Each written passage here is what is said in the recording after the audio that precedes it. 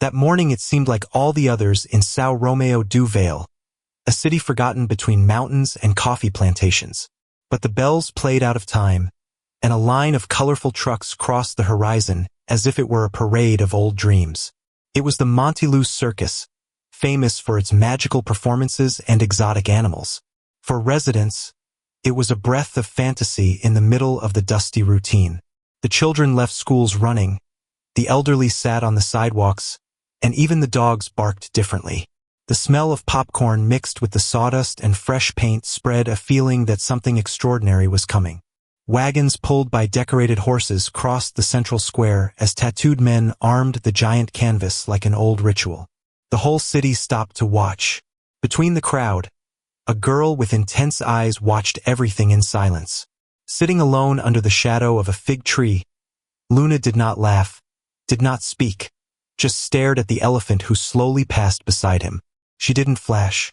The animal, without being provoked, stopped for a moment and turned his head toward her. For a brief moment, both seemed to recognize themselves, like old friends who meet in silence. Luna lived with her uncles, who considered her weird since she had been left to her care as a baby. He never adapted to schools, the aunt's screams, or uncle's rigidity. But with the animals she was different. They understood it. And that morning, when the circus arrived, Luna knew without anyone telling her that fate had just entered the city. Behind the scenes of the Monteluce Circus, far from the spotlight and applause, a young woman rehearsed soft steps over the dirt floor. His body slid lightly, but there was sadness in each movement. It was as if each turn were a stuffy scream, every heel a request for help. No one paid close attention to her. All were too busy preparing the main numbers. She was just the girl of dance. Her name was Luna too. Born under the canvas of the circus, daughter of a trapeze artist and a tamer who disappeared without trace. She grew up between animals and dust, without knowing to be sure where it came. The artists treated her with some indifference, some with pity, some with contempt. His dance was not part of the show. It was just a distraction for rehearsals. She rehearsed when everyone slept, and danced better than any theater dancer. But no one saw her, except the animals.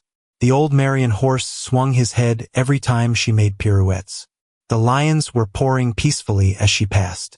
And the Zico bear, who wouldn't be touching by anyone, accepted the affection in her head as she approached. There was something about it that calmed them. But no one commented on it. It was easier to pretend they didn't see. In the circus, there were things that could not be explained, and Luna was one of them. Deep down, everyone knew there was something different in that lonely girl. Something that was not taught in a dance school. Something ancestral. A gift or a curse. Since she was a child, Luna listened to voices that didn't come from people. They were not words, but sensations, intentions. As he approached an animal, he knew if he was afraid, sad, or cheerful. When he leaned against an angry horse, he felt his memories, pain, tiredness, memories. She tried to explain this to her aunt once, and slapped. "Enough of costumes, girl," said the woman. After that day, Luna stopped trying to explain. But it never stopped feeling. In secret, she started training with the street animals of the city. They came to her. A three-legged dog, a blind cat, an old cock. All obeyed their gestures naturally, as if guided by the invisible music that only she heard. It made her feel alive, useful, belonging to something. When the circus arrived, it was as if the universe had brought it a house. Even though no one had invited her, she knew that was her place.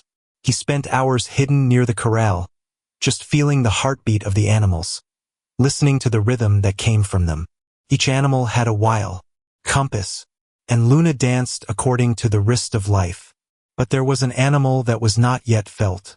The bull, the largest, the most feared. He was called Nebuchadnezzar, and was treated like a sacred beast. They said they had already killed 2 men in other cities, that no one could approach. He was always at the bottom of the corral, in silence, red eyes of anger. And yet when Luna passed him the first time, he followed her with his eyes, for more than 5 minutes. One night, after the rehearsals, Luna could not resist curiosity and walked to the feline cages. I knew that no one came in that time. The roars ceased as soon as she approached. One by one, the lions and tigers lie down, as if waiting for something. Luna sat in front of them and started singing a melody that she didn't know where she came from. It was an old song without lyrics who seemed to get out of his chest. The animals closed their eyes like children packed by a lullaby. There was magic in that scene, although she was not aware of it. For Luna, it was just natural. She spoke to them the way she knew, with gestures, melodies, and presence.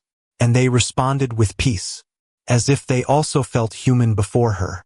Suddenly a shadow crossed the cage entrance.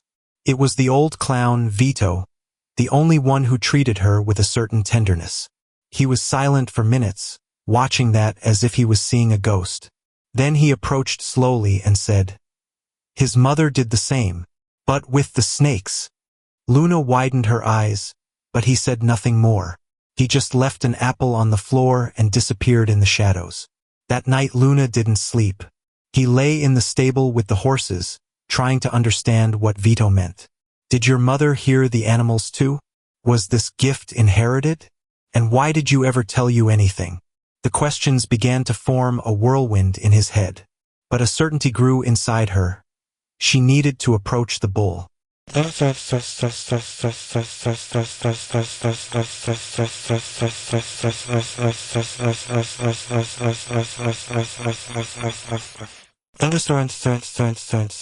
Mr. Victor, this is the beginning of the journey.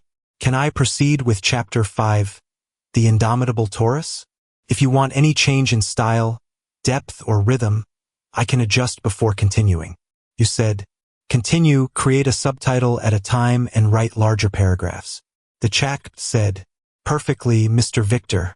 From now on, I will adopt longer and surrounding paragraphs, always respecting the number of 4 paragraphs per subtitle, with more emotional depth, psychological layers, and intense atmosphere, such as large soap operas or film scripts. So let's go to the next chapter. Nebuchadnezzar was more than an attraction of the circus. He was a living mystery. They said it had been raised on a clandestine farm in the interior of Chile, where men tested boundaries of animal genetics. Others said it was the result of a dark pact between the old tamer and an isolated tribe from Central America. But no one knew for sure. The fact was that Nebuchadnezzar did not obey commands, did not accept reins, and had already killed 2 coaches. It was kept in an isolated surrounding under double locks, fed with raw meat and calmed only with tranquilizers when needed to be transported. Everyone feared him. Some revered him. But no one dared to come close enough to see if he blew like the others. Luna, however, was not afraid. From the first day he saw him, he noticed something different on that animal. It was not blind fury. It was pain. An ancient, ancestral, almost human pain. Nebuchadnezzar's eyes, though red and intense, carried a shine of melancholy, as if he were not there for his own choice. He was a prisoner, not a beast. And Luna knew with every fiber of her body that he recognized her in some way. It was as if the two shared a muddy tongue, made of looks and breaths. She began to visit him every night at a distance without making sudden movements.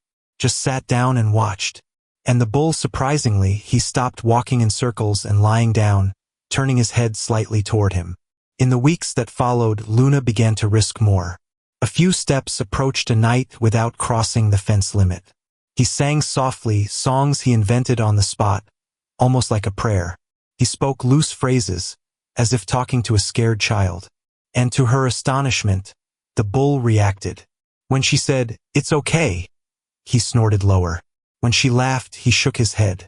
One night she had the impression that he cried. A unique, slow tear would run from his left eye as he stared at her immovable. Luna felt a shiver on her spine. That was not natural. Or rather, it was more than natural. It was spiritual. What Luna didn't know is that her visits were being observed. The clown Vito, always invisible in the eyes of others, wrote down everything in his old notebook. Not for malice, but by care. He was the last of the circus. He had met his mother, and saw in Luna a reflection of the woman who enchanted snakes with a closed-eyed dance. Vito also knew something that Luna still ignored. Nebuchadnezzar had been handed over to the circus by her own father on a silent night of storm years ago. The bull was the best-kept secret in that mining, and the link that united the invisible strands of the girl's past with the beast she dared to love. What the audience saw in the arena was laughter, lightness, and color. The clowns threw themselves to the floor, somersaults, exploded whipped cream pies on the faces of the other. Children laughed, adults forgot debt and pain for a few minutes. But it was enough for the canvas to lower to the real world to reveal itself. The laughter was makeup, the lightness, staging. Behind the scenes, the clowns were exhausted men, broken inside, many drunks even before the first presentation. Makeup hid deep dark circles, old bruises, and heavy secrets. The laughter often came after screaming in the dressing rooms or threats from the circus owners. Vito was the oldest. His red nose had already lost his shine, and the giant shoes made more noise than fun. But he kept a silent dignity. He never hit his colleagues, and took care of animals as those who take care of children. So it was the only one who saw Luna with eyes of tenderness. The others ridiculed her, some for fear of what they did not understand, others for the envy of that silent gift she carried. During the intervals, they imitated her in the back, called her the stable witch, mocked her silences and the way the animals seemed to obey her. But Luna never retaliated. He knew that there was more true in a gesture of Nebuchadnezzar than in all the words of those masked men. One afternoon, one of the younger clowns, Leo, wanted to prove his courage to the others. He waited for Luna to move away and entered the bull's fence, shouting, shaking his hat, trying to impress the others. The bull, which seemed calm until then, suddenly rose, injected eyes, and advanced with a fury never seen before. Leo just didn't die because he slipped and fell out of the surrounding before the door closed behind him. The screams caught everyone's attention, and the case was drowned out as a training accident. But Vito knew the bull had not lost control. He had reacted to the provocation, and what no one admitted aloud, he whispered in the dark. That bull is not a beast, he is a judge.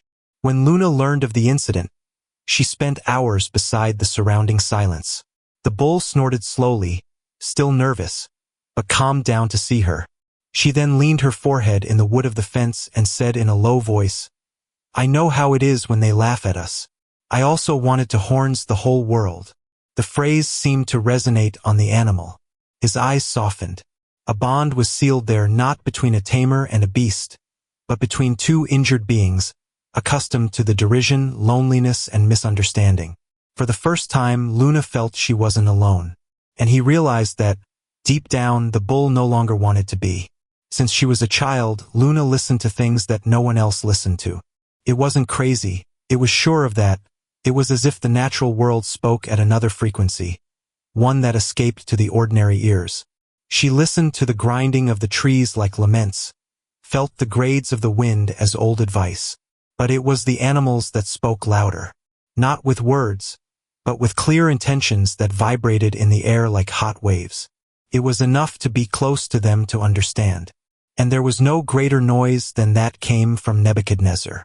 Each night, when she sat on the edge of the fence, she felt inside her a call, a silent cry that asked to be released, not a key but empathy. One night Luna lay on the cold ground of dirt, facing the shuttle of the bull. He closed his eyes and allowed himself to hear deeper, deeper than he had ever dared. It was then that an image emerged in his mind, sharp as a vivid dream. An open plain surrounded by mountains, where a calf ran free next to a woman with long, dressed in white. They were happy. They played like brothers. Luna woke up with tears in her eyes. I didn't know where that came from, but something inside her said that it was a memory of the bull, or, in some way inexplicable, herself. In the following days she had these views more often. As he approached the animals, flashes of his memories arose.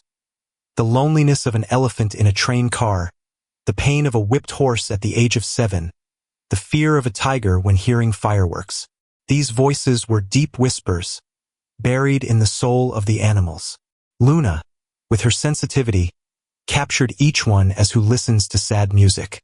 It made her exhausted, but also strengthened. Over time, she understood. Her gift was not to talk to the animals. It was to feel what they could never say. But no one believed in her. Once, he tried to tell Vito about the visions. He listened in silence, slowly swallowing his cheap cigarette, and said only, "You're just like your mother. I just hope the world doesn't break you too." She didn't completely understand, but she felt a knot in her chest. That night, he returned to the surroundings of the bull and whispered, "If I break, let it be with you by my side. Okay?" Nebuchadnezzar has approached like never before. He leaned his muzzle between the cracks in the wood, so close that Luna could feel her hot breath. There, in the silence no one heard, a silent pact was born, and fate began to move. It was one morning of closed sky, when the fog still covered the field as a veil of mystery, which Luna dared to enter the corral for the first time. She didn't tell anyone. He had only one handkerchief of his mother, guarded as a relic since childhood, and a red apple that had taken from the coffee basket. His steps were slow, measured, as who dances over thin ice. His heart hammered his chest, but his eyes were firm. She knew the moment had arrived, that the nights of conversation at a distance needed to give way to direct encounter. And if you were going to die there, you would die in peace. But deep down, she knew she wouldn't die. Nebuchadnezzar was lying in the corral corner, his eyes half-circled. As soon as she entered, she lifted her head slowly and fixed her a look that seemed to cross her skin, bones, and soul. It was an unhurried look, but loaded with things that don't say themselves. Luna stopped. For a few eternal seconds, neither moved.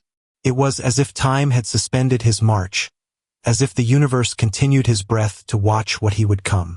And then, finally, the bull rose, not with violence but with solemnity, like a monarch before someone who recognizes as the same. She reached out the apple with a firm hand, speechless, without tricks.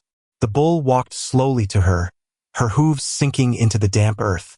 When he came close enough, Luna felt the floor vibrate under her feet. But it didn't shake. He leaned his muzzle in the fruit, smelled her, and then, almost delicately, he took her with his lips.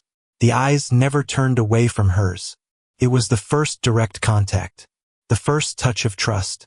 And in that look, Luna saw things that she didn't know that an animal could carry. Hurt, gratitude, memory, delivery. It was like looking inside a mirror that reflected not the body, but the wounds of the soul.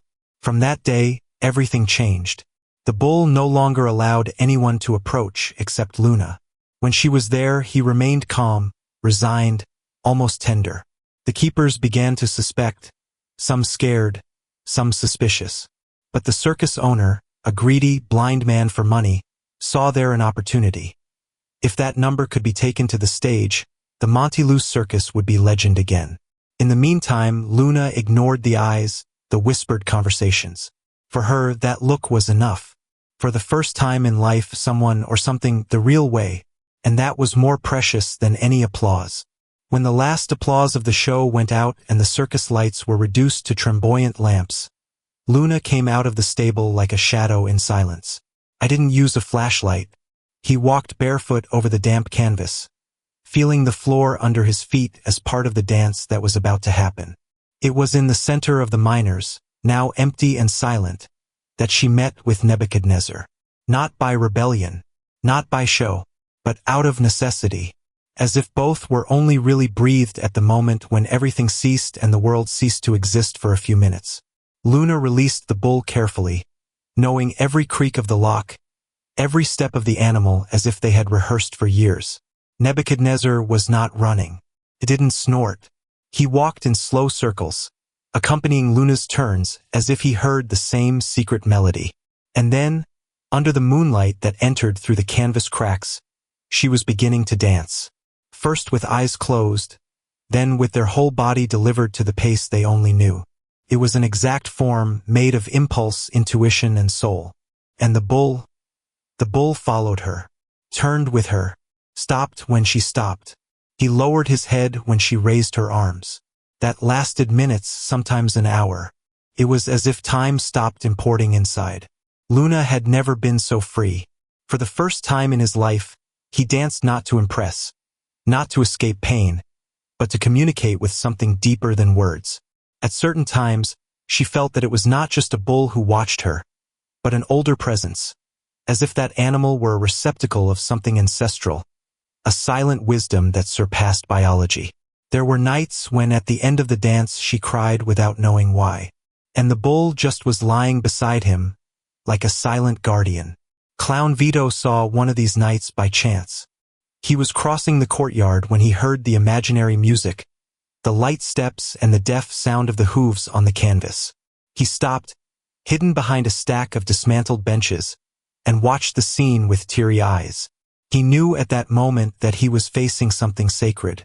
The same energy that turns on Luna's mother, the same courage, the same delivery, the same fire in the chest, was now there, reborn. But with something more, Luna was not just tamed an animal. It was being tamed too. And this exchange, so pure and true, was something no one would ever understand with words. Only with silence. The same silence that night wrapped the whole mining as a veil of reverence. Nebuchadnezzar's corral, who had always been a place of tension and fear, began to carry almost supernatural peace in the mornings following nightly encounters.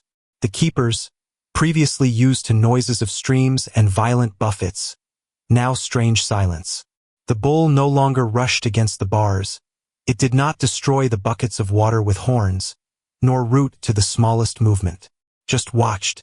He was lying for long periods as who meditates. That scared the men. Not for fear of the beast itself, but for not understanding what was changing. And in the circus world, all that could not be explained was immediately labeled as a threat. Luna realized the discomfort in the looks of caregivers.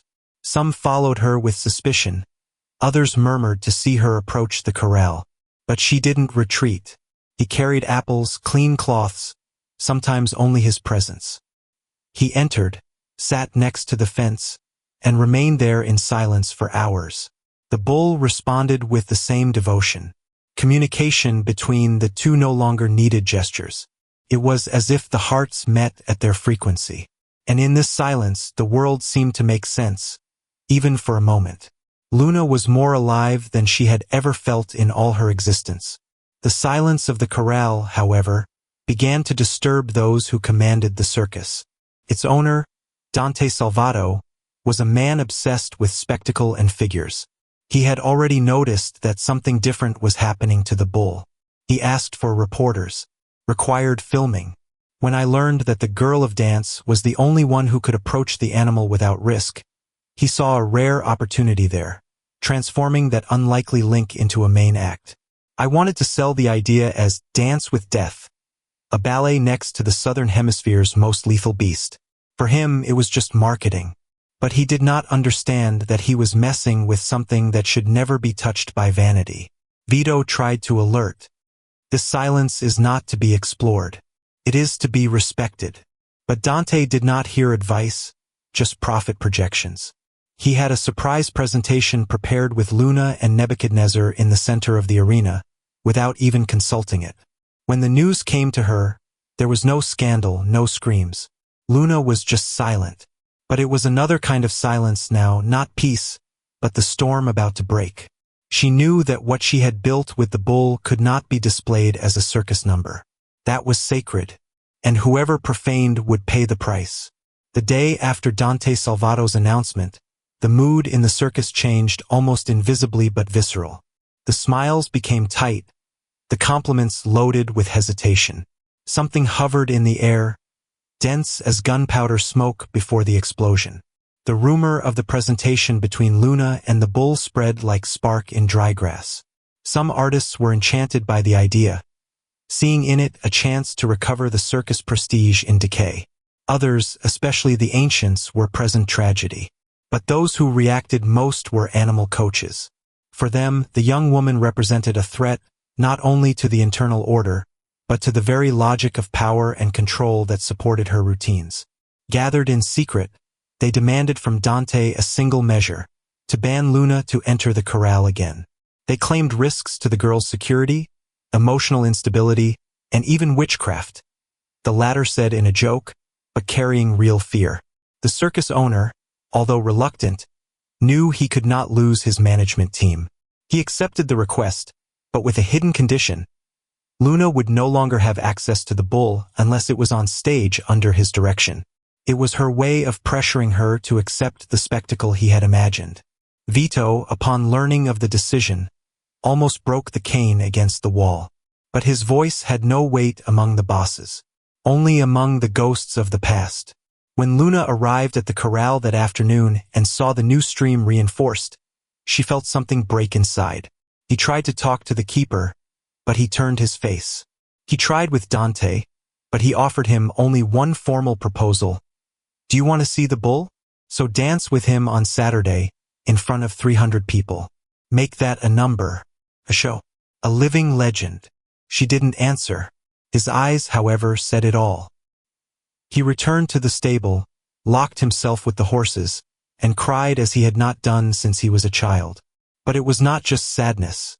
It was a mourning for the lost purity, for the first wound inflicted on the silent link he had built with Nebuchadnezzar.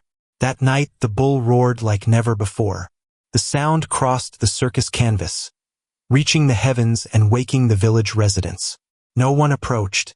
It was a guttural, sharp and long, who seemed to carry more than fury, was sorry, absence, despair.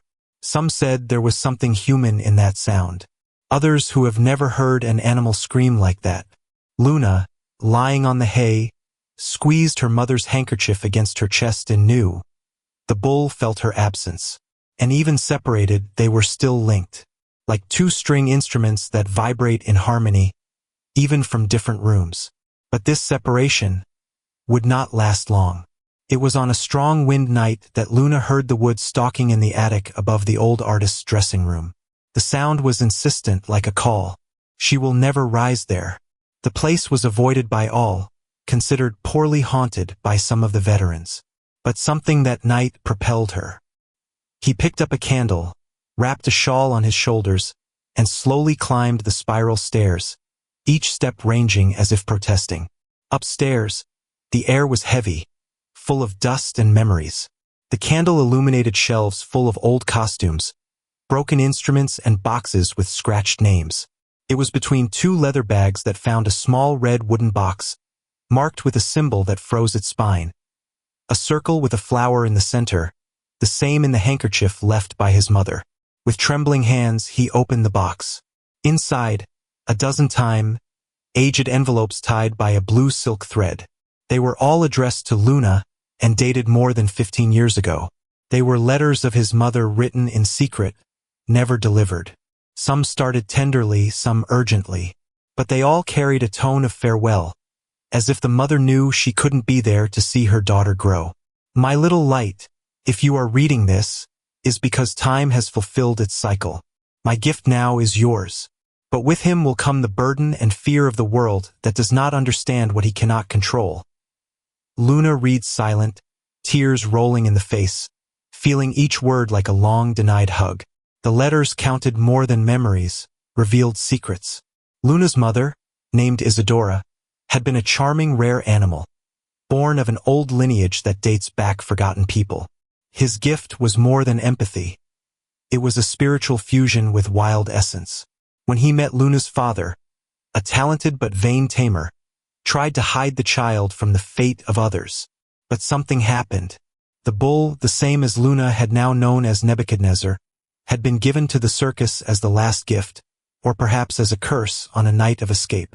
The last letter said, "This animal carries living memory than we were. Protect it. He is more than flesh and bone. He is guardian. And you, daughter, is the key." Luna remained there for hours, feeling the weight of the words and the light of an old truth to light up within him. Everything made sense now, the whispers, the dreams, the shared silence. It was not just affinity with animals. It was blood, inheritance, mission. And Nebuchadnezzar, it was part of it. Not a beast for the circus to display, but a link with its deepest roots. When he went down the stairs, he was someone else. Still young, still injured, but now wake up. The silent orphan girl had read her origin. And now he knew he needed to free the bull and herself, before the spectacle profaned all that was sacred. The morning after the discovery of the letters, Luna walked to the corral with a new weight on her shoulders. Not that of a rebel girl who dared to challenge the system, but that of a daughter who had finally heard her mother's call. His steps were firm, silent, as if he no longer asked for permission to exist. As he approached the fence, he found Nebuchadnezzar standing, still, looking toward the horizon as if he knew something was about to happen. There were no sudden movements, no noise, only that dense silence, which seemed to be pulsate like an invisible heart between the two. She knelt before him, regardless of the mud, and withdrew her mother's last letter from her pocket, the one who spoke of the sleeping guardian. He read aloud, word by word, as if invoked an old ritual. You are more than flesh and bone, Nebuchadnezzar. You are the living memory of what we went. The bull remained standing, but his eyes began to shine strangely, wet, almost human. Luna slowly approached the fence and whispered, I remember, now I know, and I'll break you out. It was at this moment that she saw. A tear came down from the eye of the bull, slow, heavy, as if it had been accumulated by decades of silence. It was a tear that didn't come from fear or physical pain. It was a tear of recognition, of relief, of reunion. Luna felt the floor disappear under her feet for a moment. There he was, the most feared circus animal, the beast of deadly reputation, crying. And there was no soul around to witness that. It was as if the universe had closed all the doors so that only that moment existed, pure, absolute, sacred. Luna leaned her forehead in the wood, crying along. The girl and the beast, the orphan and the exile, the daughter of the enchanting and the forgotten guardian, both finally united by the pain that others did not see, by the memory that no one else dared to carry. And in that shared silence, Luna had a vision. Not a memory, a premonition. He saw the mining, full of lights, the audience in trance, and she there, dancing, not for applause, but for truth. He saw the bull beside him, spinning with her, obeying no orders, but to the heart.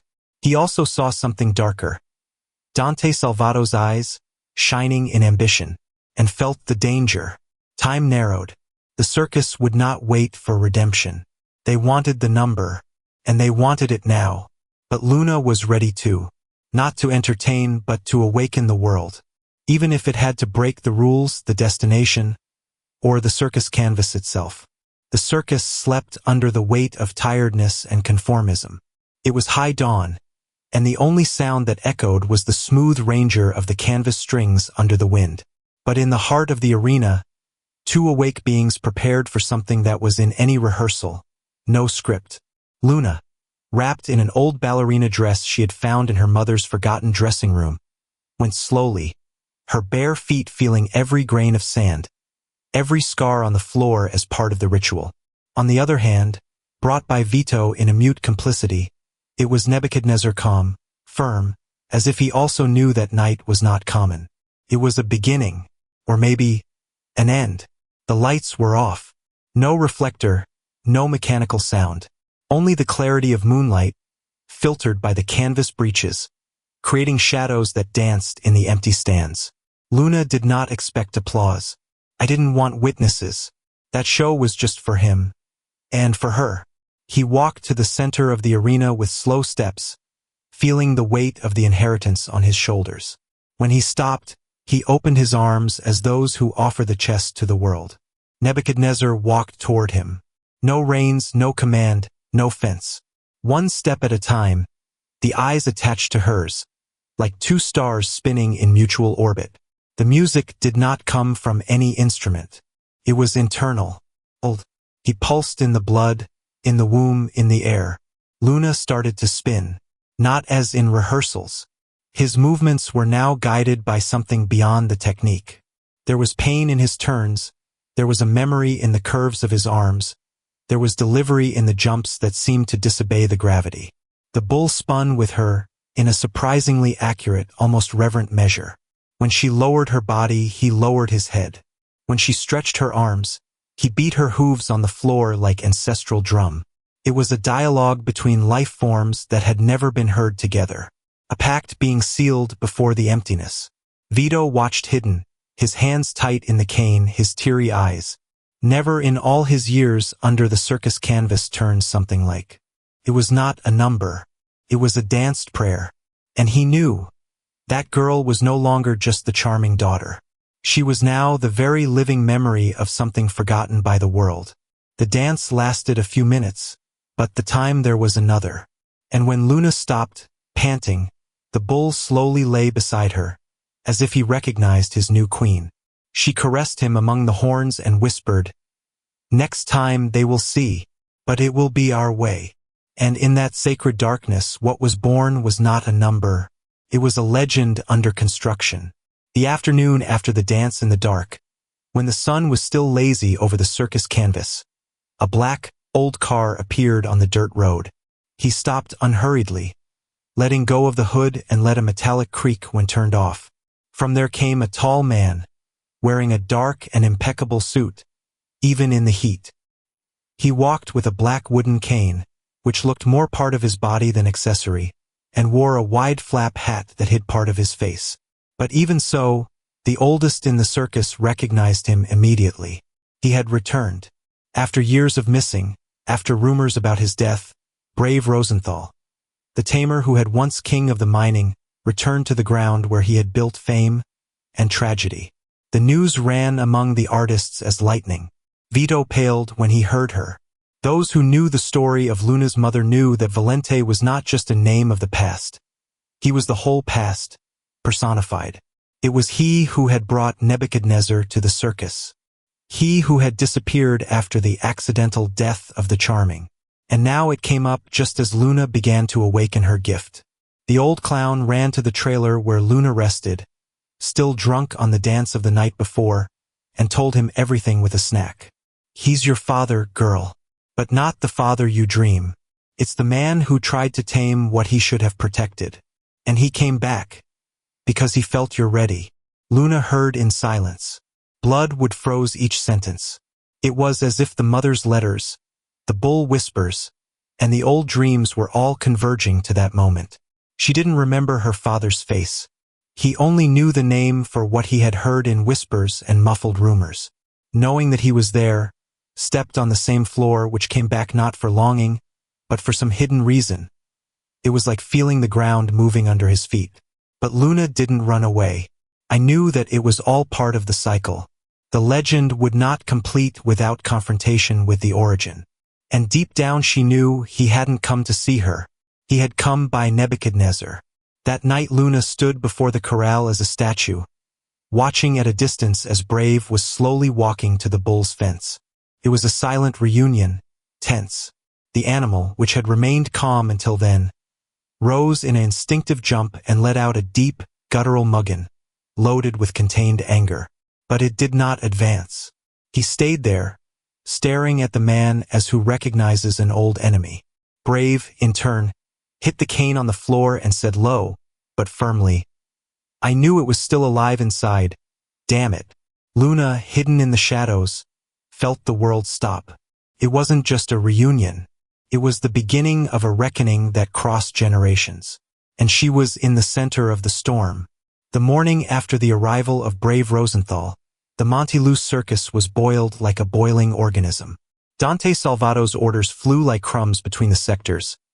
Canvas reinforcement, new box office painting, up to date pamphlets with a sensational headline, "The Girl Who Dances with the Indomitable Bull, the Living Miracle." Sound cars crossed neighboring villages announcing the most dangerous number ever seen under a tent. And even before the date was officially set, a crowd was beginning to form around the gates, buying tickets, camping in makeshift stalls. The circus, which previously barely filled the town stands, was now a subject in radios, local newspapers, and clandestine networks. Dante smiled like a man who saw dolphins where others saw risk.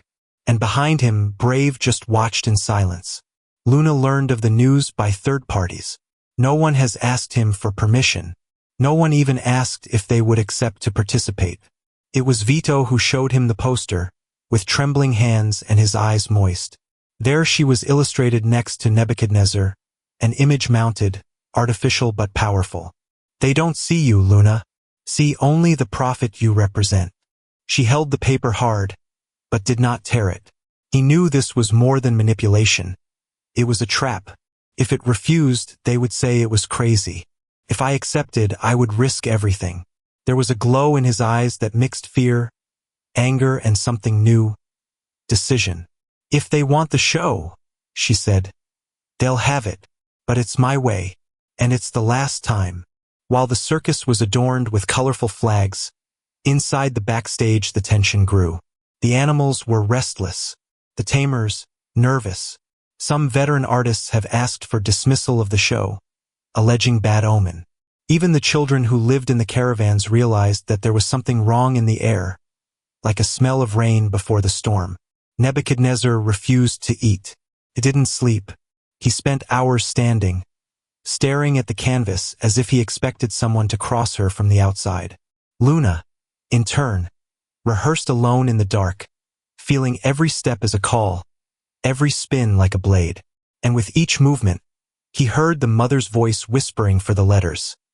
You dance with the world, daughter, and the world always resists before surrendering. On the eve of the show, there was a secret meeting between Dante and Brave. No one knew what was said, but Vito, always attentive, listened behind the canvas what looked like a veiled threat. If she refuses, we have the bull. The audience came for him. If she fails, I prove that I am still the only one who can tame it. Dante did not answer, but his silence was more cruel than any order. The plan was armed, and Luna was the bait and the target at the same time. That night, sitting by the corral, Luna looked into the bull's eyes and said, They will try to break us, but I know who you are. And now, I know who I am too. And in the firm shine of his eyes, there was the certainty that there was no way to return. The sky darkened earlier that night, not for clouds or rain forecast, but as if the firmament knew what was about to happen under the canvas of the Monteluce Circus. The stands filled hours before the first call. Men, women, children, all excited, sweaty and anxious. Some laughed loudly, already numbed from cheap beer. Others commented on the rumor that the bull could devour a live person.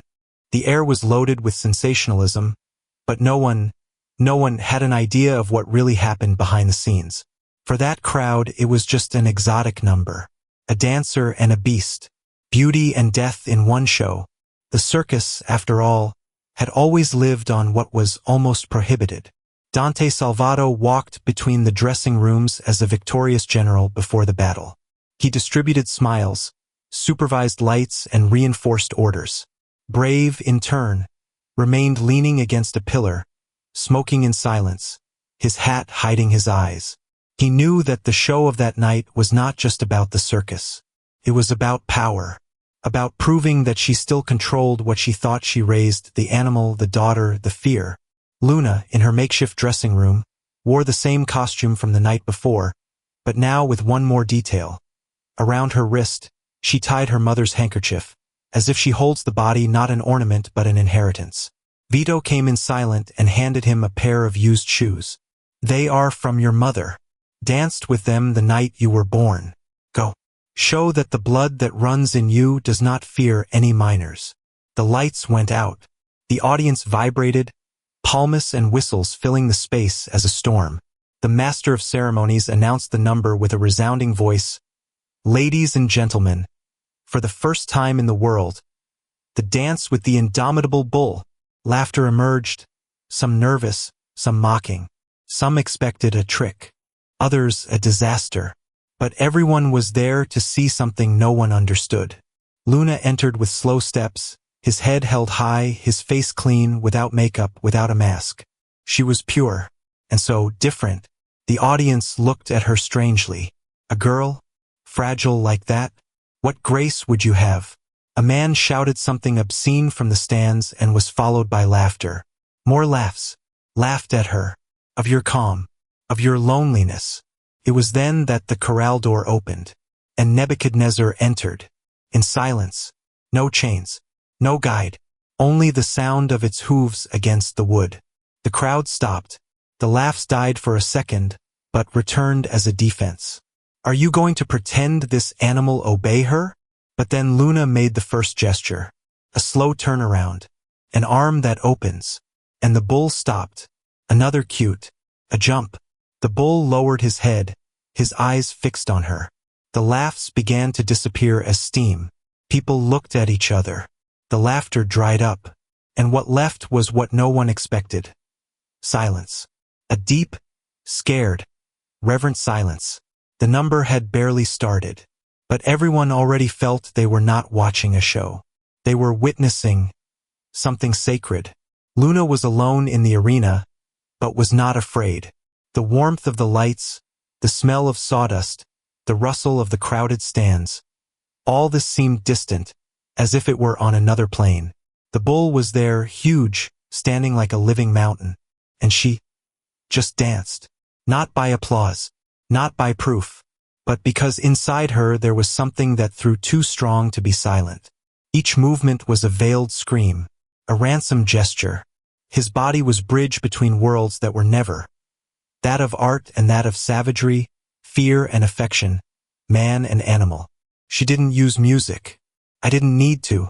Nebuchadnezzar's heart drums marked the rhythm. The eyes were, and that was enough.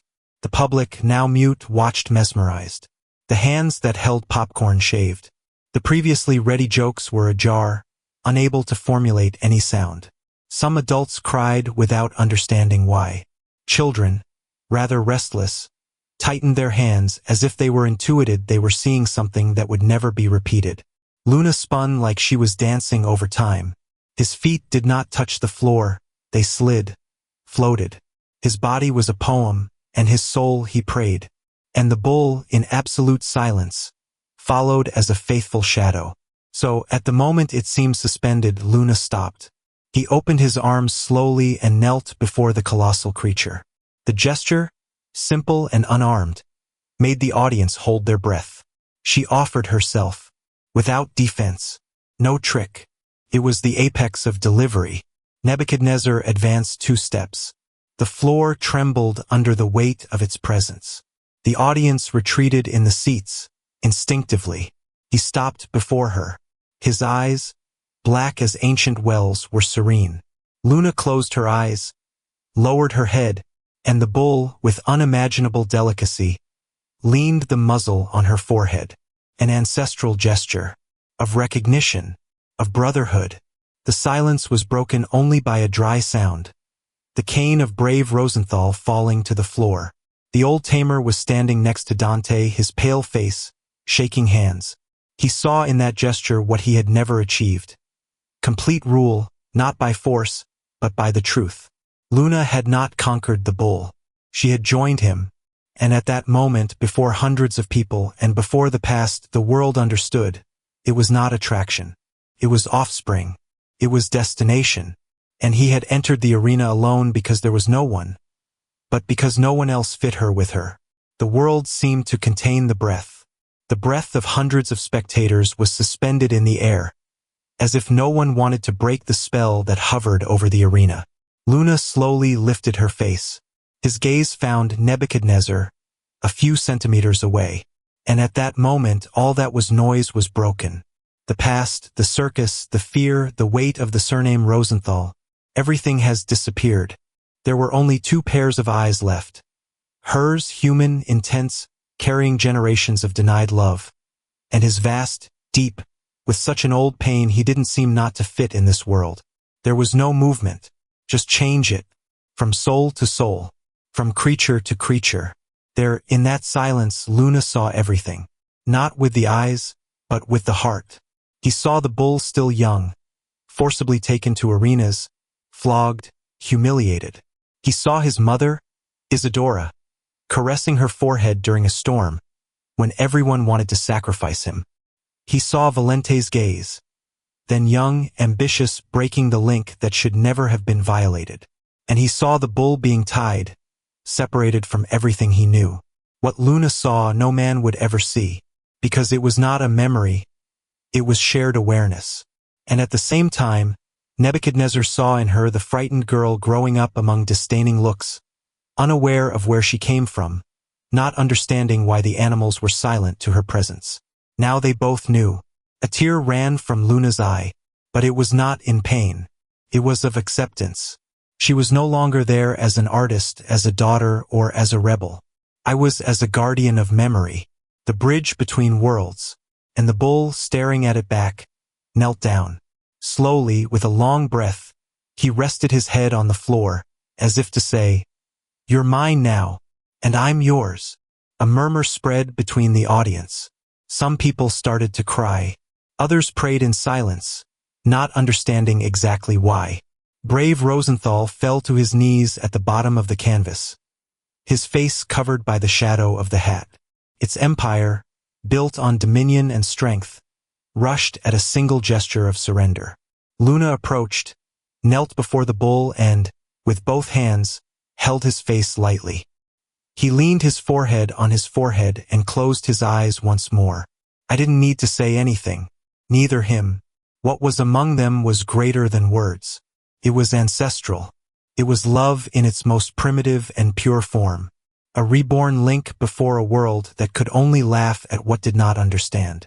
And at that moment, every look in the audience felt smaller, embarrassed, played.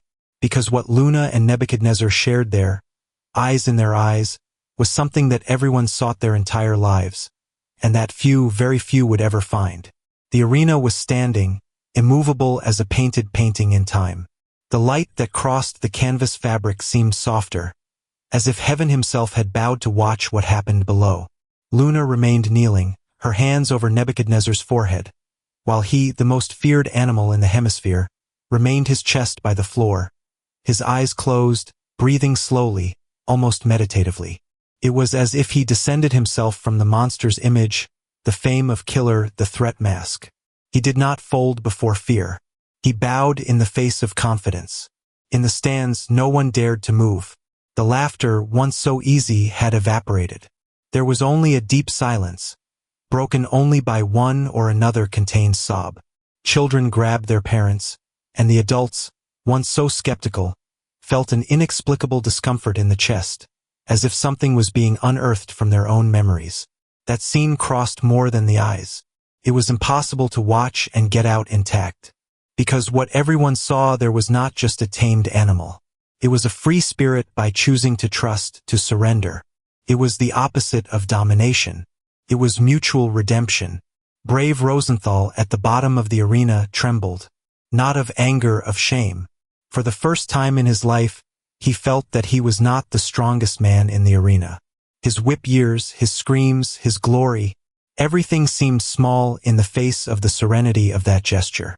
He who believed to control beasts realized, with a knot in his throat, that he had never understood anything. It was not about control. It was about delivery, about listening, about something he has always stifled, the love he couldn't give. Seeing the bull bend before his daughter, before the girl who carried the blood of the woman he could not protect, Valente understood. There was the reconciliation he would never have with the past. Luna lifted slowly, still with teary eyes, and the bull accompanied her slowly, as who respects the sacred order of the ceremony.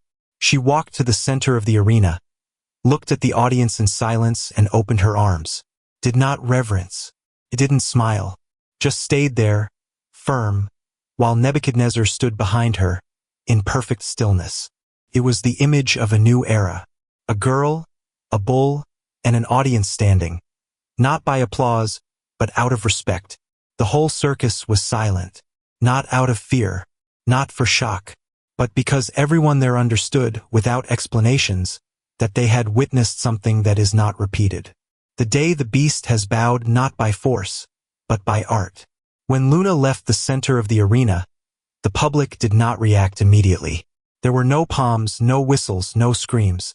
The silence hung over the stands like a sacred veil. Men with calloused hands, women used to living in the automatic, children who barely understood what beauty was. Everyone was immovable, looking ahead, as who watches something they will never know how to describe.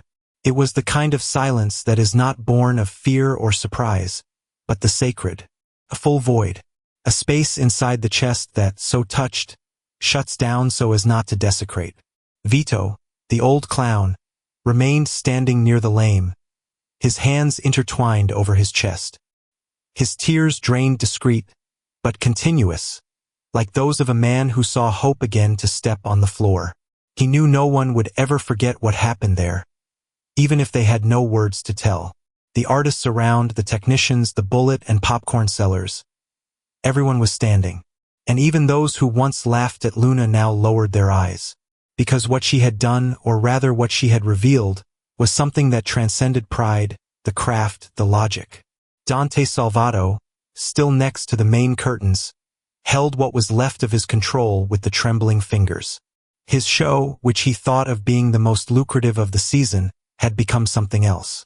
He had lost number monopoly, because Luna had turned what would be a show into a rite of passage. And that was not sold. It did not replicate. He didn't record himself without corrupting himself. He looked at Valente Rosenthal beside him, who remained kneeling, fixed eyes on the floor. The old tamer looked like another man. The silence had emptied him with arrogance and filled him with a mourning that had no name. A mourning for yourself. Luna walked slowly to the exit of the arena. Nebuchadnezzar followed her with calm steps, like a guardian. When she disappeared through the curtains, the canvas remained silent. No one dared to leave. No one knew what to do. And for a long, precious moment, the whole circus, this space that has always lived on sounds, noise of exaggeration, has become a temple where 1,000 souls, for the first time, met in the same silence. And they understood that they had watched something that was not art. It was true. After the show, Luna did not return to the applause. He did not wait for compliments or for reverent looks. He passed the behind-the-scenes corridor in silence, the same silence that had taken the arena, and locked himself in the stable where he had grown between horses, hay smell and curious eyes of forgotten animals. There, kneeling among the sleeping bodies of the animals, she cried. But it was not a cry of pain or fear. It was the cry of someone who finally recognizes himself. For the first time, Luna did not feel displaced, nor invisible. He felt seen, not by the public, but by itself, and the bull, and for the mother wherever you were. Nebuchadnezzar remained outside the stable, standing, watching the door like a sentry. He was no longer the feared animal of alarmist posters. Something inside it had changed, revealed. His body was still a beast, but his presence was now that of a monk. The one who had been created to fight, react, resist. Now he allowed himself to feel. He walked slowly, with a strange lightness on his floor, as if part of his load had been removed. The keepers, who for years barely dared to look at him in his eyes, now watched him from afar with silent respect. The beast had surrendered, not to man but to art. In the center of the circus, the comments began to take shape. Some artists said they saw a miracle. Others spoke of enchantment. But what everyone, without exception, felt that something invisible had been broken or perhaps healed. The animals were calmer. The behind-the-scenes sounds, even the very wind that beat the canvas, seemed to whisper instead of blowing. Vito, as he crossed the central corridor, whispered to a colleague, "It was not the bull who surrendered. We were." And at that moment, without fuss, it was understood that Luna had done what no one had before dared, to use art as the language of the soul. Not to manipulate, but to reveal. Brave Rosenthal, in turn, did not appear that night. He locked himself in his old trailer, where the walls still kept old photographs, dusty whips, and the smell of a time that no longer fit. In silence, he took a portrait from Isadora and whispered, "She got what I never understood." Then he looked out the window and saw Luna sitting by the bull, caressing her forehead with slow and compassionate movements, almost like a choreography made just for two. There, Valente understood. Luna's art was not a performance. It was healing. It was a return to what was always pure. The beast had never been the bull. The beast was the world. And now, for the first time, the world had begun to kneel. The morning after the show, the line in front of the Monteluce Circus bent the city's block. People from other municipalities, reporters, curious, spiritualists, even skeptical with their cell phone cameras and unbelieving eyes. Everyone wanted to see the girl and the bull. But Luna was not on the poster, not even at the box office, nor among the artists who set up the scenario. She refused to repeat the presentation, not out of pride, but out of respect for what had happened. That was not number. It was a unique act, a rite of passage between worlds that cannot be forced to repeat. Repeating would be to betray. It would be to lie. And Luna now could no longer live on a lie. Dante Salvato, however, saw what he called the miracle as gold in his hands.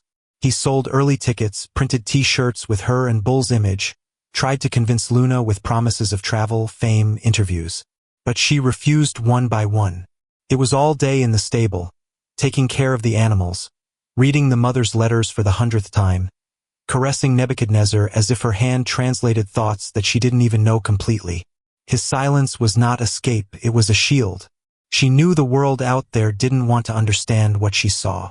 I wanted to capture, repeat, market. It was the fascination of fascination.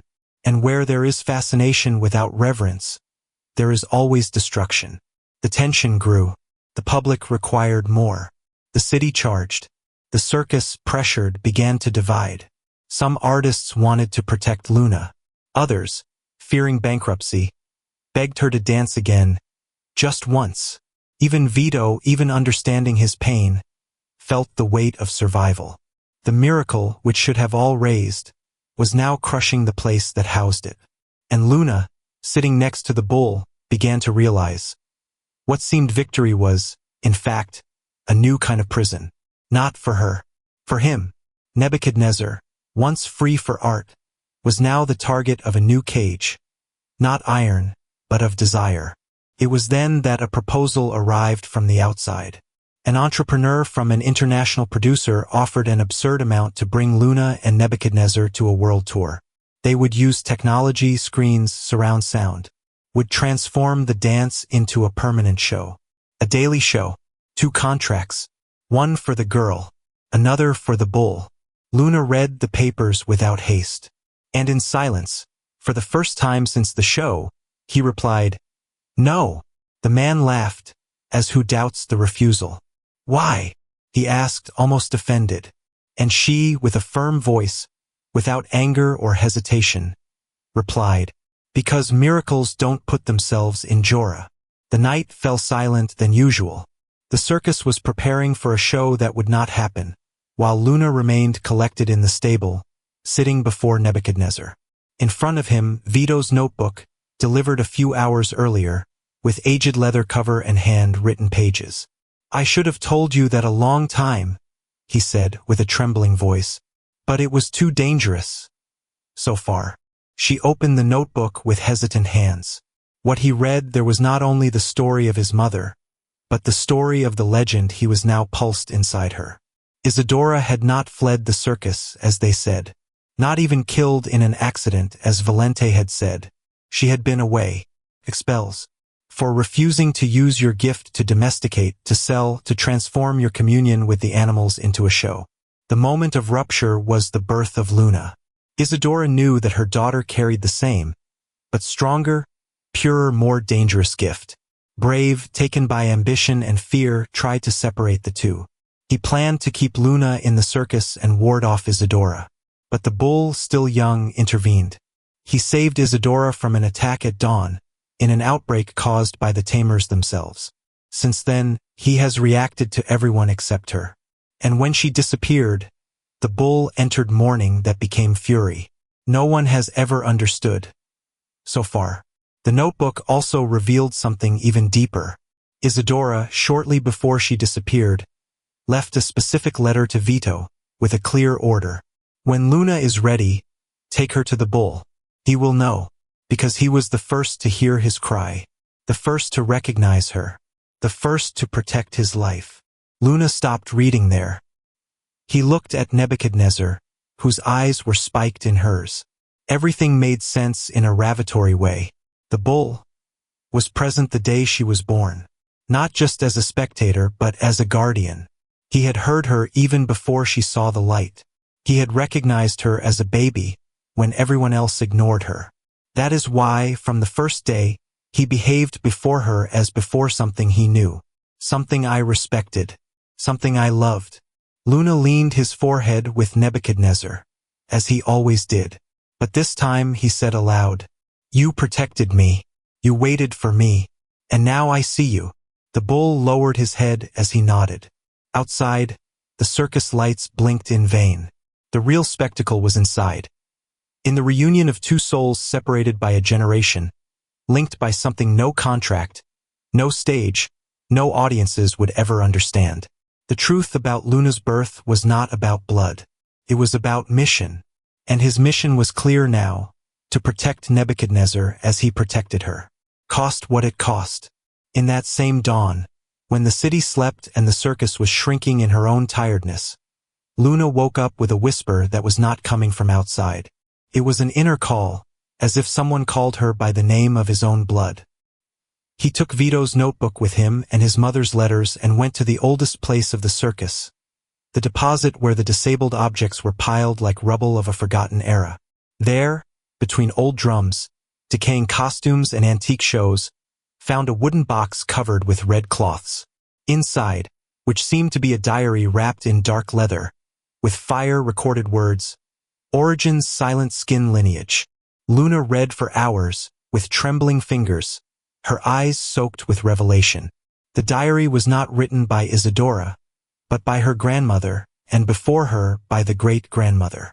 It was an ancestral manuscript, passed from generation to generation by women who carried a rare gift, the ability to listen and feel animals absolutely.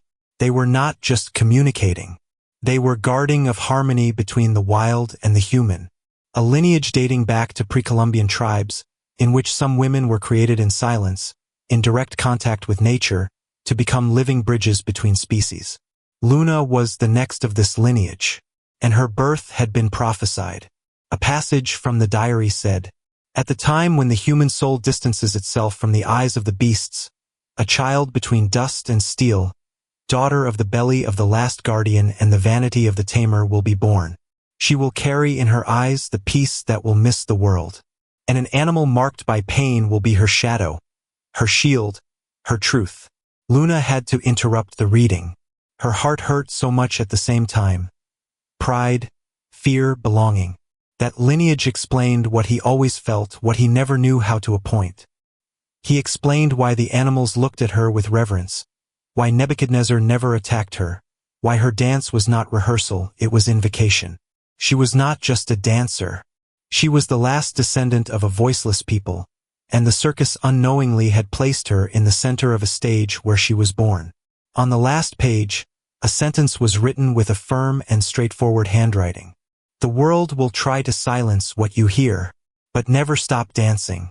Dance is the language of those who were forgotten."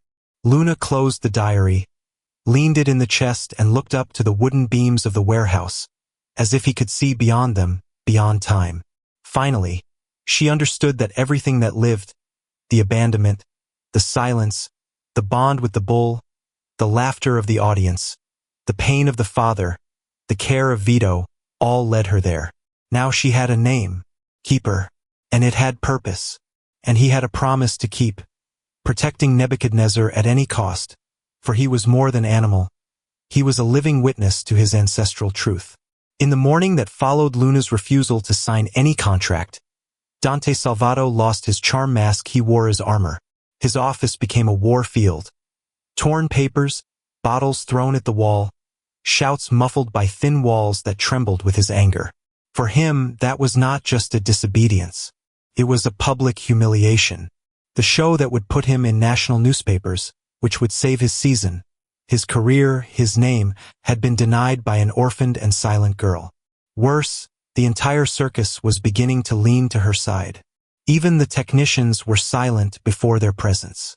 Even the animals seemed to protect it. And that, for a man like Dante, was intolerable. Summoned an emergency meeting with sector heads. He said Luna was under unbalanced emotional influence, that it was necessary to push it away to protect the reputation from the circus. He ordered no one else to let her enter the corral. He had the bull fence reinforced, putting new currents and an armed security guard. For Dante, the only way to recover control was through force. And if Luna didn't want to dance, he would make the bull dance without her. Brave Rosenthal, sitting in a corner of the room, heard everything in silence. But there was something different in his gaze. It was no longer the accomplice of yore. He was a man at war with his own shadow. And for the first time, at the end of the meeting, he raised his voice. If you touch this animal without it, you not only lose the show, you lose the soul of the circus. Dante laughed. Circuses have no soul, Brave. They have profit. Meanwhile, Luna was present. It was as if something had been torn in the air. Her whole body shivered when she saw the men reinforcing about the corral. He tried to approach but was prevented. The security guards dropped their eyes, visibly embarrassed, but fulfilled the orders. Vito tried to intercede, but was threatened with resignation. Nebuchadnezzar, locked behind iron and tension, snorted with injected eyes. Not by the arrest itself, but for her absence. He knew. I felt. Something was out of place. Luna spent the whole night lying outside the cage, talking to him in a low voice, singing songs that only he listened to. I won't let them touch you, even if I have to burn this canvas with their own hands. In the next morning, Luna had a dream. It was in the middle of the arena alone, blindfolded. Around you, the sound of distant drums. When it was withdrawn the sail, everything was on fire. The laughter of the stands turned shouts. The bull shouted somewhere invisible. And then she woke up, with the feeling that it wasn't just a nightmare. It was a warning, omen, a destination announcing itself. And in the heart of the canvas, in a corner where no one looked, Dante Salvato signed an order. Remove the animal at dawn. It will be replaced by another. One more obedient. This will be sacrificed. The man's fury now found his final weapon. But he would forget, like everyone who plays with the sacred, that there are things that never kill themselves. And a legend, when threatened, lift with the weight of all who came before. The news ran in sharp whispers behind the scenes of the circus. Nebuchadnezzar would be removed at dawn. Dante Salvato had already organized everything. A truck would come before sunrise, with 2 men hired from outside, no ties, no history, no guilt. The order was clear. To take the bull to out of the arena, but the elders knew what that meant. Treatment in the vocabulary of the circus, it was euphemism for slaughter. That was not a replacement. It was extermination, an attack on the living memory of something that could no longer be controlled. And Luna, finding the plan by an employee who was sorry to hide, did not hesitate. She did not shouted, did not beg, just acted. In the deep darkness of the dawn, the circus slept heavy. Only the winds knew what was happening. Luna walked like a shadow between the tents, covered with a dark fabric cloak and noiseless steps. He carried a small bag with a handful of food, the diary of his ancestral lineage, and his mother's handkerchief tied to the pulse as a promise. Upon arriving in the corral, he found Vito already waiting. He looked at her with teary eyes, without asking anything. He just handed over the key that had opened so many times with fear, now with faith. Take him where silence is still respected, where the stars do not have spotlight, where love does not become a spectacle. The chains were taken one by one with care and urgency. Nebuchadnezzar was not scared. He just looked at Luna as who expected for that moment. You knew. I felt. Like always. She climbed on her back, something she had never done, and the animal accepted naturally. It was not a mount. It was an act of extreme trust. The two crossed the field behind the canvas, surrounding tents, jumping pits, fleeing the logic of a world that wanted to get caged. The night looked complicit. The moon, your witness. The dirt road opened before them as if obeying the right. But the escape has not gone unnoticed for long. One of the night watchmen, when noticing the empty corral, sounded the alarm of the camp. Lights light up. Screams began to echo among the trailers. Dante came out of his fury tent, screaming. She took the bull. Someone stop this girl. But it was too late. Luna and Nebuchadnezzar had already disappeared beyond the plantations. And wherever they passed, the circus animals, dogs, horses, birds, thrown sounds, as if they were blessing the escape. Luna knew there was no return. Not for her. Not for him. I knew that the life I knew ended there. But I also knew I was alive for the first time. And not for escaping death. But for choosing to protect the legend even if it needed to abandon it. These were road days without a fixed destination.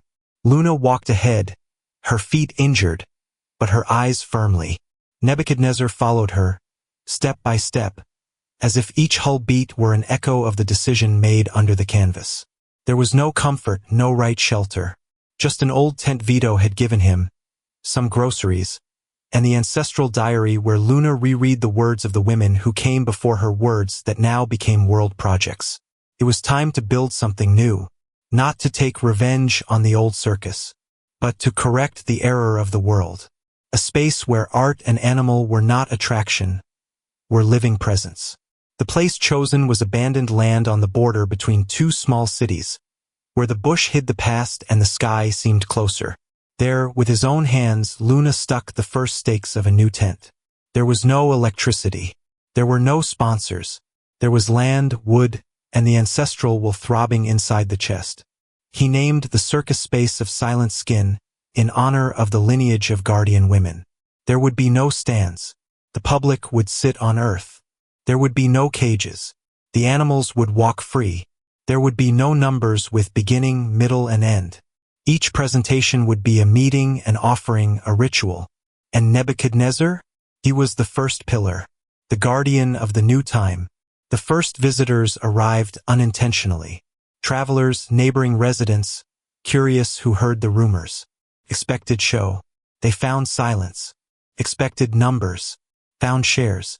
Luna received them with her eyes, without masks, and danced to the sound of the wind. His movements did not seek applause, sought connection. Nebuchadnezzar, free, watched everything as if presided an invisible temple. The children, seeing him, did not run with fear. They approached reverently. Some lay on the floor near him. Others played him carefully. And the bull, the one who had been called a killer, now healed trauma with his breath. Therefore, other artists arrived, not sent by invitation but by instinct. A juggler who had abandoned the company for not accepting torture animals. A musician who no longer played for money, but for dream. A former trinket who had lost everything in an accident and now was reborn on the ropes of the ground. And so, without script, no poster, without capital, was born the new circus of the dancer. A place where time kneeling, the animals had a name and the applause came only when the silence said amen. Luna sat every night beside the bull and said, as a prayer, "You have brought me here. Now I dance for all who have never been seen." And he silently bent not by obedience, but by gratitude. The new circus made no noise. There was no sound car or light flashing. But even so, the world began to listen.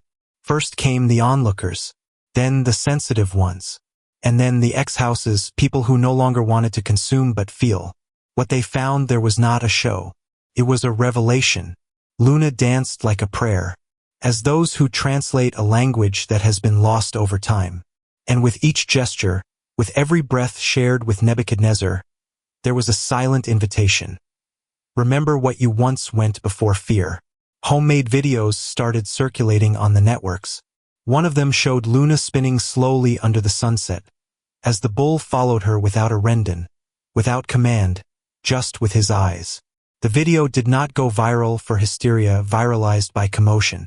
Hundreds of thousands of comments spoke of peace, inexplicable tears, old dreams surfaced. The hashtag Circoquecura began to spread. Psychologists, artists, activists, and deep silence children began to use that dance as a symbol of reconnection. Not with the circus, but with something the modern world had forgotten. The truth without words. Governments ignored. Entrepreneurs tried to buy. Televisions tried to reduce the phenomenon. But Luna refused everything. There was no interviews. It didn't monetized. He only opened the gates and let the world feel on earth, like children of soul. People who lived in large cities, locked in offices, came and sat in front of the tent like who awaits something unnamed. And then they saw, and cried, and shut up, because there, for a few minutes, their hearts hit the same bull compass. There, everyone became nature again. and no one came out the same. There were those who said, "I don't know if she saved the world, but I know she saved me from myself." And as everything grew around, Luna remained the same. Not as a heroine, but as guarding of what no one else wanted to keep. She was still dancing. He kept sitting next to Nebuchadnezzar, now old but still majestically calm. And every night, at the end of the last dance, he began before him as who thanks the master who lives in silence. The world was still chaotic out there, but in that piece of land, the impossible had happened. Art had ceased to entertain to begin to heal, and the bull that once symbolized fear, now it was the altar of courage the world forgot to carry in the chest. Years passed, and the silent skin circus is no longer just an alternative refuge. It became a point on the map of restless souls. A sanctuary without signs, where who arrived was received not with tickets, but with silence and firm floor to sit. The figure of Luna was no longer just that of the orphan girl or the prodigy dancer. She was known in various parts of the world as the guardian of the bull, who danced with death and made life born. Historians began writing about it. Documentarists tried to capture her. But nothing seemed to contain the essence of what she was. Because Luna was nothing to be captured. It was something to be felt. Nebuchadnezzar, already aged, began to walk more slowly. His eyes, once vibrant of fury and pain, now carry a peace that only freed spirits know. Luna took care of him as who takes care of a living library. She sat next to her, sang songs she invented on the spot, wrote in her diary the names of the children who were thrilled to touch him. When he finally lay down for the last time on a cold morning, and he exhaled the last breath as one who gives the world the purest, Luna lay down beside him and cried. He cried like a half. But when he rose, he was no longer just a dancer. It was a living memory of everything they had built. The news of the bull's death spread like wind between trees. Crowds came, but Luna had no wake, no show. He just left a stone where he was resting, with a simple inscription, in his handwriting. "Here are those who have never been beasts." She continued the work, alone but not lonely. The circus remained open, now as a host and free art center. New children arrived. Some spoke little. Others listened to the animals inexplicably. Luna taught them not with classes, but with gestures. Because he understood, what had lived was not an isolated gift. It was called, and the call now needed to be passed on. They say that one day Luna stopped dancing, not out of tiredness, but because I didn't need it anymore.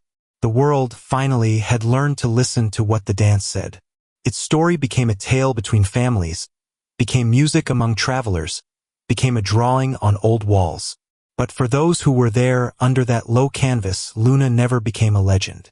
She has always been the girl who was forgotten, the dancer who danced with the impossible, the woman who reminded us that art is not made to please, it is made to release.